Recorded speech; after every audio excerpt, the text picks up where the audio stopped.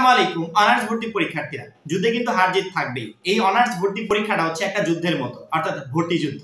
এই যুদ্ধে fail pass দুইটাই আসবে। অনেক শিক্ষার্থী ফেল করবে, অনেক শিক্ষার্থী পাস করবে।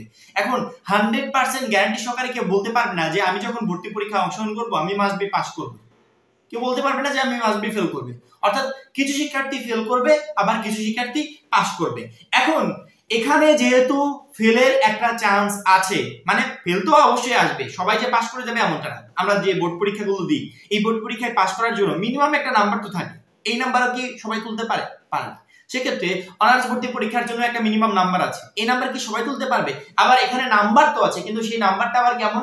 মনে করো 100-র ভিতর আমি বোর্ড পরীক্ষায় 33 পেলে আমাকে পাস দিয়ে দেয়, ঠিক আছে? সিকিউ এমসিকিউ এগুলোতে আলাদা পাস। অনার্স ভর্তি পরীক্ষায় 100-র ভিতর কত পেতে হবে? 35 পেতে হবে।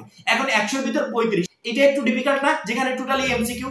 এই সাধারণত আমরা যখন বোর্ড পরীক্ষাতে একটা সাবজেক্টে ফেল করি বা খারাপ রেজাল্ট করি, তখন মেইন কারণটা কি হয় জানো? মেইন কারণটা হচ্ছে এমসিকিউ। এমসিকিউর জন্য আমরা রেজাল্ট খারাপ করি। সেক্ষেত্রে অনার্স ভর্তি পরীক্ষাটা টোটালি হবে এমসিকিউর উপর ডিপেন্ড করে। এখানে খারাপ রেজাল্ট আসতেই পারে। এখন বাই চান্স কোনো ক্রমে যদি আমি এই অনার্স ভর্তি যুদ্ধে হেরে যাই, সেক্ষেত্রে আমার পরবর্তী করণীয় কি হবে? আমাকে কি বসে থাকতে হবে? একটা পাবলিক ইউনিভার্সিটি যখন একটা শিক্ষার্থী পরীক্ষা দেয়, ওর টার্গেট থাকে আমার ঢাকা বিশ্ববিদ্যালয়ে চান্স হবে না, আমি চট্টগ্রাম বিশ্ববিদ্যালয় ইউনিভার্সিটি আবার পরীক্ষা দিব, আমি জগন্নাথে দিব, আমি এইটাতে দিব, সেটাতে দিব। মানে ওর একটা না একটা মানে মাথায় থাকে যে এইটা না হলে ওইটা, ওইটা না হলে ওইটা, একটা সুযোগ থাকে। কিন্তু যারা আমরা অনার্সে জাতীয় বিশ্ববিদ্যালয়ে ভর্তি পরীক্ষা দিব, এদের আর কোনো সুযোগ থাকে না। কারণ কি জানো?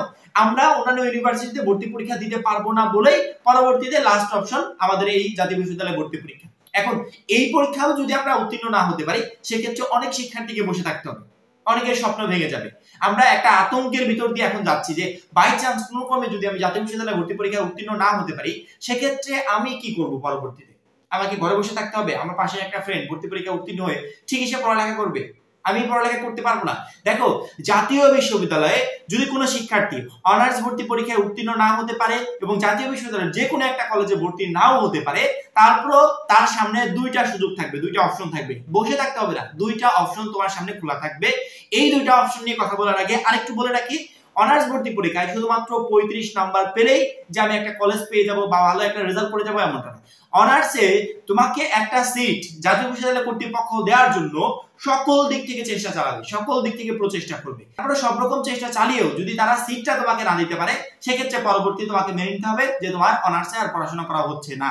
কারণ কি, জাতীয় বিশ্ববিদ্যালয়ে তুমি যখন 35 নাম্বার পেয়ে উত্তীর্ণ হবে, তখন তোমার টোটালি মেধা তালিকা রেডি করা হবে। তোমার টোটাল রেজাল্টটা, তোমার জিপি এর উপর থেকে এসএসসি এবং এইচএসসি এবং তুমি কত নাম্বার পেয়েছো, এই টোটাল নাম্বারটা হিসাব করে তুমি একটা কলেজে যে আবেদন করেছো, সেই আবেদনে কেমন সাবজেক্টে করেছো, ওই সাবজেক্টে ওই কলেজের প্রতিযোগী কেমন, অর্থাৎ টোটাল বিষয়গুলো দেখে পরবর্তীতে তোমাকে তারা একটা কলেজ দিবে। এখন প্রথম পর্যায়ে তুমি যদি কলেজ না পাও, মানে সকল বিষয়টা তারা দেখলো তুমি পাসও করেছো, কিন্তু প্রথম পর্যায়ে কোনো কলেজ পাও নাই, মানে তুমি যে সাবজেক্টটা চয়েস দিয়েছো ওই সাবজেক্টে সিট সংখ্যা অল্প, তোমার থেকে যারা ভালো রেজাল্ট করেছে ওদেরকে দিয়ে দেওয়া হয়েছে।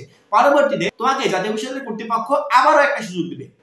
প্রথমবার একটা কলেজে আবেদন করেছো, পরবর্তীতে 5টা কলেজে আবেদন করার সুযোগ দিবে। এখন এই 5টা কলেজে আবার তুমি পুনরায় তোমার কলেজের লিস্টটা সাজাবে, অর্থাৎ কোন কলেজে কোন সাবজেক্টে চয়েস দিবে এগুলো তোমাকে বুঝে শুনে দিতে হবে। এখন দ্বিতীয়বার আবেদনের পরেও তুমি যদি কলেজ না পাও, সেক্ষেত্রে তোমাকে অন্য উপায় খুঁজতে হবে যে জাতীয় বিশ্ববিদ্যালয়ে আমার আর পড়াশোনা হবে না, এখন আমাকে অন্য একটা উপায় খুঁজতে হবে। সেই উপায়টা কি জানো? সেই উপায়টা হচ্ছে, আমরা যদি কোনো শিক্ষার্থী জাতীয় বিশ্ববিদ্যালয়ের কোনো কলেজে চান্স না পাই বা অনার্সে যদি পড়াশোনা করার সুযোগ না পাই, সেক্ষেত্রে আমাদের সামনে অপশন থাকবে ডিগ্রি কোর্স বা প্রফেশনাল কোর্স। অর্থাৎ প্রফেশনাল অনার্সের নামটা শুনেছো তো? আই থিঙ্ক অল্প অল্প শুনেছো। পরবর্তীতে আমরা এই বিষয়ে বিস্তারিত আলোচনা করব। একটা শিক্ষার্থী চাইলে প্রফেশনাল কোর্স বা ডিগ্রি কোর্সে সে ভর্তি হতে পারবে। অর্থাৎ অনার্সে যদি তোমার সুযোগ না হয়, পরবর্তীতে এই দুইটা অপশন তোমার জন্য খোলা থাকবে। ডিগ্রিতে ভর্তি পরীক্ষার কোনো নোটিশ প্রকাশ পায় না, ডিগ্রিতে ভর্তি পরীক্ষা হবে এবং কোনো তথ্যও আসে না। সেক্ষেত্রে আমরা ধরে নিচ্ছি যে ডিগ্রিতে ভর্তি পরীক্ষা হবে না। যারা অনার্সে ভর্তি হতে পারবে না, নাম্বার কম পাওয়ার কারণে, ফেল করার কারণে বা পাস করেছে কিন্তু ভালো কোনো কলেজ পায়নি, অনার্সে ভর্তি হতে পারছে না, তারা চাইলে পরবর্তীতে ডিগ্রির জন্য আবেদন করতে পারবে এবং ডিগ্রি ভর্তি হতে পারবে। এখন পর্যন্ত ডিগ্রির নোটিশ প্রকাশ পায়নি, আবেদন করতে কি লাগবে, কি কি যোগ্যতা লাগবে এখন পর্যন্ত প্রকাশ পায়নি। আমরা অপেক্ষায় আছি, যখনই প্রকাশ হবে তৎক্ষণাৎ তোমাদেরকে জানিয়ে দিব। আমরা অনার্স ভর্তি পরীক্ষায় একটা আতঙ্কের ভিতর দিয়ে যাচ্ছি, যদি উত্তীর্ণ না হতে পারি সেক্ষেত্রে আমার কি হবে? কারণ কি, এখানে কারণ আছে। একজন যখন পাবলিক ইউনিভার্সিটিগুলোতে ভর্তি পরীক্ষা দেয়, ওর একটা আশা থাকে যে এইটা না হলে ওইটা, ওইটা না হলে ওইটা, এভাবে আশা থাকে। কিন্তু জাতীয় বিশ্ববিদ্যালয়ে যারা ভর্তি পরীক্ষা দেয় এদের কোনো আশা থাকে না, আশাই একটাই হয় জাতীয় বিশ্ববিদ্যালয়ে পড়বো নয়তোবা বসে থাকতে হবে। এখন বসে থাকলে আশেপাশের লোকজন কি বলবে, মানুষ কি বলবে যে আমি অনার্সে আমি সুযোগ পেলাম না, আমি অনার্সে ভর্তি হতে পারছি না, কলেজে আমাকে একটা সাধারণ কলেজ আমাকে নিচ্ছে না, এরকম একটা আতঙ্ক কিন্তু সবার মনে বিরাজ করছে। সেক্ষেত্রে তোমাদেরকে জানিয়ে রাখি যে টেনশনের কোনো কারণ নেই, সর্বোচ্চ চেষ্টা করবে অনার্স ভর্তি পরীক্ষায় ভালো একটা নাম্বার পেয়ে উত্তীর্ণ হওয়ার জন্য। সেক্ষেত্রে তোমার একটা কলেজ পাওয়ার সম্ভাবনা থাকবে। যদি তারপরেও উত্তীর্ণ না হতে পারো এবং দ্বিতীয় সুযোগেও যদি তুমি তোমার পছন্দের কলেজ বা কোনো কলেজে যদি না পাও, সেক্ষেত্রে প্রফেশনাল অনার্স অথবা তোমার ডিগ্রি কোর্স করার সুযোগ থাকবে। এবং এই দুইটা নিয়ে পরবর্তীতে আমরা বিস্তারিত ভিডিও রেডি করব যখন তার নোটিশগুলো প্রকাশ করবে। এখনো এই দুইটা বিষয়ের নোটিশ প্রকাশ পায় নাই, যখন এই নোটিশ প্রকাশ হবে তৎক্ষণাৎ ভিডিওর মাধ্যমে তোমাদেরকে জানিয়ে দিব। আশা করি বুঝতে পেরেছো। এখন এই পর্যন্ত পরবর্তী ভিডিওর জন্য চ্যানেলটা সাবস্ক্রাইব করে রাখবে। সবাই ভালো থাকবে, সুস্থ থাকবে। আল্লাহ হাফেজ।